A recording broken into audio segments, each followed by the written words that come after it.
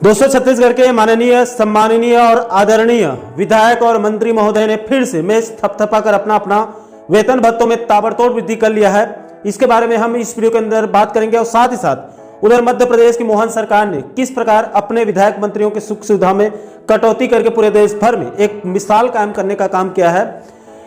इन दोनों ही महत्वपूर्ण मुद्दों के बारे में हम इस वीडियो के अंदर विस्तार पूर्वक बात करेंगे। इसलिए दोस्तों, आज का वीडियो बहुत ही ज्यादा महत्वपूर्ण होने वाला है, इसलिए इस वीडियो को आप अंत तक जरूर देखिए और पूरे मामले को अच्छे से समझने की कोशिश कीजिए। नमस्कार दोस्तों, मैं हूं आपका दोस्त लोकेश साहू और आप देख रहे हैं लोकेश छत्तीसगढ़िया यूट्यूब चैनल।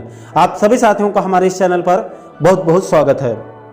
दोस्तों, सबसे पहले आपकी जानकारी के लिए बता दूं कि इसी मुद्दे को लेकर बीते सप्ताह 14 दिसंबर को एक वीडियो बनाकर पहले ही आप लोगों को बता दिया था कि प्रदेश के विधायक और मंत्री फिर से अपना तिजोरी भरने वाले हैं और आम जनता मरने वाली है। दोस्तों, इस वीडियो में मैंने भूपेश बघेल सरकार के कार्यकाल में विधायक मंत्रियों का कितने बार वेतन भत्ते और पेंशन में वृद्धि किया गया है और अब शायद सरकार में जो बढ़ोतरी की तैयारी चल रही थी उसको भी विस्तार पूर्वक आप लोगों को बताया था। आप इस वीडियो को देखकर पूरे मामले को अच्छे से समझ सकते हैं।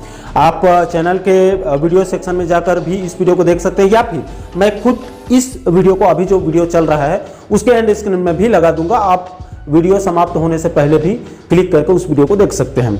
इस वीडियो में हम नई अपडेट के बारे में, नई जानकारी के बारे में बात करेंगे। तो देखिए दोस्तों, छत्तीसगढ़ में चाहे किसी भी पार्टी की सरकार बन रही है, वो आम जनता की समस्याओं को दूर करे चाहे ना करे, लेकिन विधायक मंत्रियों और पूर्व विधायक मंत्रियों के वेतन भत्ते और पेंशन के साथ साथ अन्य सुविधाओं में वृद्धि करने का कोई भी मौका नहीं छोड़ रही है। इसी कड़ी में अब शायद सरकार भी मौके का फायदा उठाने में लग चुकी है। दोस्तों, आपकी जानकारी के लिए बता दूं कि शायद सरकार के बीते सप्ताह 11 दिसंबर को सीएम शाह की अध्यक्षता में एक कैबिनेट बैठक बुलाई गई थी, जिसमें कई महत्वपूर्ण निर्णय लिया गया था। इसमें एक निर्णय छत्तीसगढ़ विधानसभा सदस्य वेतन भत्ता तथा पेंशन संशोधन विधेयक 2024 के प्रारूप का अनुमोदन किया गया था, यानी कि सीधा सीधा विधायक मंत्रियों के वेतन भत्ते में बढ़ोतरी वाले ड्राफ्ट को कैबिनेट का अप्रूवल दिया गया था। अब इस विधेयक को विधानसभा से पास कराना जरूरी था, तभी विधेयक पास माना जाएगा। इसलिए दोस्तों, अभी 16 दिसंबर से 20 दिसंबर तक छत्तीसगढ़ विधानसभा का शीतकालीन सत्र चला था, जो कि कल 20 दिसंबर को अनिश्चित काल के लिए स्थगित कर दिया गया है, यानी कि अभी समाप्त हो चुका है, जिसमें वित्त मंत्री ओपी चौधरी जी ने 800 करोड़ के आसपास का एक छोटा सा अनुपूरक बजट भी जो है वो पेश कर दिया है। दोस्तों, इसी में परसों 19 दिसंबर को शीतकालीन सत्र के तीसरे दिन शाह सरकार ने इसी विधानसभा सदस्य यानी कि विधायक मंत्रियों के वेतन भत्ता तथा पेंशन संशोधन विधेयक 2024 को चुपचाप सदन में पेश किया और कुछ मिनट में ही बिना कोई चर्चा और बिना कोई बहसबाजी के चुपके से ये विधेयक सर्वसम्मति से पारित भी हो गया।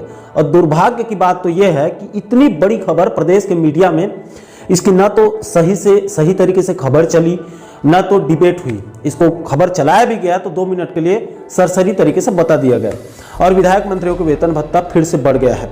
दोस्तों, इस विधेयक के पारित होने के बाद अब प्रदेश के विधायक मंत्रियों को पहले जो प्रतिदिन 1000 रुपए दैनिक भत्ता मिलता था वो बढ़कर सीधे डबल यानी कि 2000 रुपए हो गया है। यानी कि सिर्फ भत्ता ही जो है वो महीने का 60,000 रुपए बनेगा। बाकी फैसिलिटी और अन्य सुविधाओं को बताऊंगा तो आप लोगों के बीपी और शुगर दोनों बढ़ जाएगा।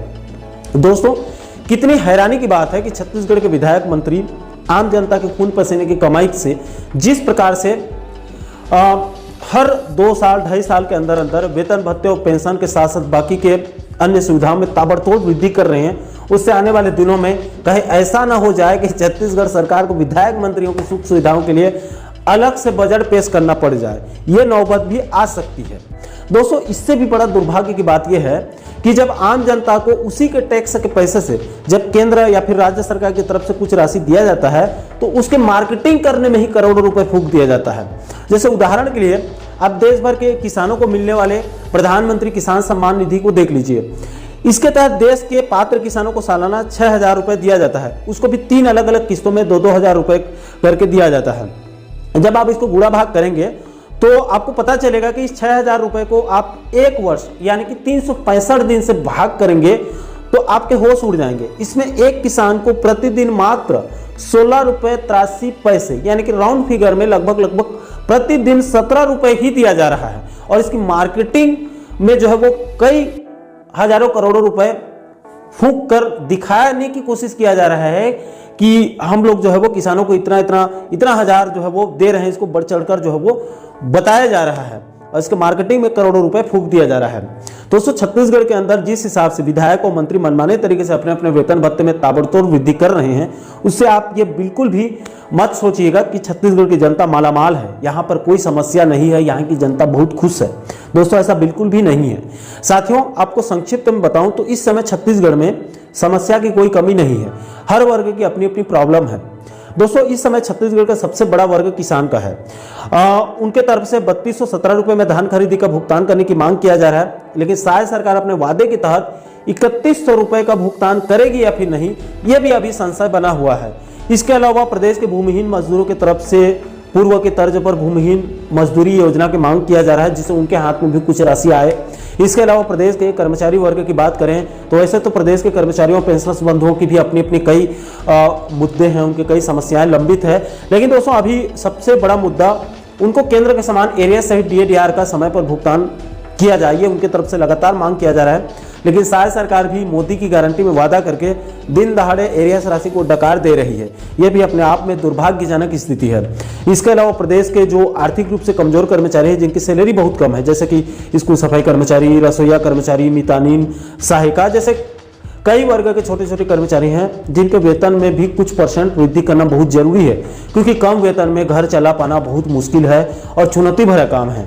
लेकिन इनके दुख पीड़ा को नजरअंदाज करके शायद सरकार अपने विधायक मंत्रियों के वेतन भत्ते में वृद्धि करने का काम कर रही है। इसके अलावा दोस्तों प्रदेश के बेरोजगार युवाओं की बात करें तो राज्य में लाखों युवा हजारों लाखों रुपए खर्च करके और कई सालों तक तपस्या करके डिग्री डिप्लोमा लेकर दिन रात आंदोलन कर रहे हैं। और प्रदेश के सरकारी विभागों में हजारों लाखों पद खाली भी है, जिसको खुद बीजेपी ने वादा किया था कि हम लाखों खाली पड़े पदों पर भर्ती करेंगे। लेकिन बजट की कमी का हवाला देकर 33,000 शिक्षक भर्ती से लेकर बाकी के अन्य विभागों के भर्तियों को ठंडे बस्ते में डाल दिया जा रहा है। लेकिन जब जिन विधायक और मंत्रियों को पहले से लाखों रुपए के वेतन भत्ते और अन्य सुविधाएं मिल रही है और ऊपर से नीचे तक जो है वो करोड़ों रुपए की उनकी कमाई हो रही है, उनके लिए हर 1.5-2 साल में वेतन भत्ते और बाकी सुविधाओं में वृद्धि करने के लिए सरकार के पास जो है बजट की कोई कमी नहीं है। उसके लिए राज्य के वित्तीय स्थिति के बारे में एक बार भी जो है वो सोचा नहीं जाता। लेकिन आम जनता को जब उसी के टैक्स के पैसे से कुछ राहत दिया जाता है तो उसके लिए कई बार वित्तीय स्थिति को देखा जाता है, और जब किसी को कुछ राहत दे भी दिया जाता है तो उसको करोड़ों रुपए फूंक के मार्केटिंग करके पूरी दुनिया को बताया जाता है कि हमारी सरकार ने इनको इतना राशि दिया है। दोस्तों इससे आप अंदाजा लगा सकते हैं कि राजनीति पार्टी किस प्रकार से आम जनता का शोषण करने का काम कर रहे हैं। अब दोस्तों अंत में आप लोगों को उस खबर को भी बता देता हूं कि कैसे प्रदेश की मोहन सरकार ने अपने विधायक मंत्रियों के सुख सुविधा में कटौती करके पूरे देश भर में एक मिसाल कायम करने का काम किया है। दोस्तों दरअसल पूरा मामला यह है कि इस समय पूरे देश भर में 6 राज्य ऐसे हैं जहां पर विधायक मंत्रियों को तो राज्य सरकार से सभी सुविधाएं मिलती है, लेकिन उसके बाद भी वो जनप्रतिनिधि अपना इनकम टैक्स सरकार को नहीं भरते हैं, बल्कि सरकार खुद अपने विधायक मंत्रियों के इनकम टैक्स को सरकारी खजाने से यानी कि जनता के टैक्स के पैसे से भरती है।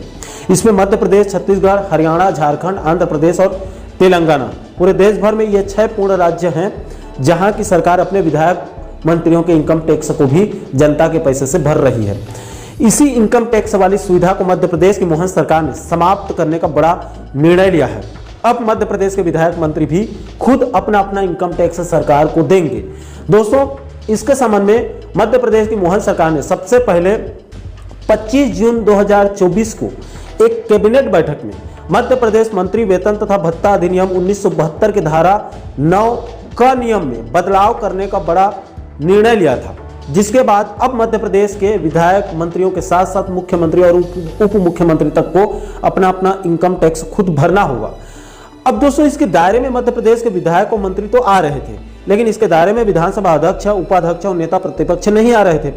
इसलिए उनको भी इस दायरे में लाने के लिए मध्य प्रदेश की मोहन सरकार ने कल 20 दिसंबर को शीतकालीन सत्र के दौरान संसदीय कार्य विभाग के उनके विभाग की तरफ से एक संशोधन विधेयक पेश करा के मध्य प्रदेश के विधानसभा अध्यक्ष और नेता प्रतिपक्ष जैसे जनप्रतिनिधियों को अपना इनकम टैक्स भी खुद भरने के लिए मजबूर किया गया है।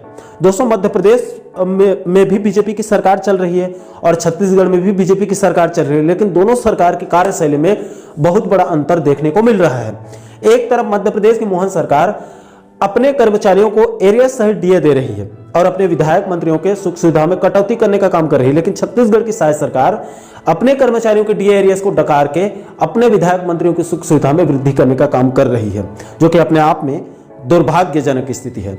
दोस्तों, इस टॉपिक पर अगर बात करूंगा तो यह बहुत बड़ा लंबा विषय होगा। चूंकि वीडियो काफी लंबा हो चुका है, इसलिए इस वीडियो को जो है वो यहीं पर समाप्त करते हैं।